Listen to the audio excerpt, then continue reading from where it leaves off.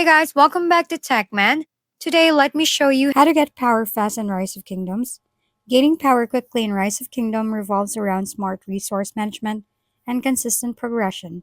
If you're willing to invest, VIP status offers powerful buffs and items that accelerate growth, but free-to-play players can still advance efficiently.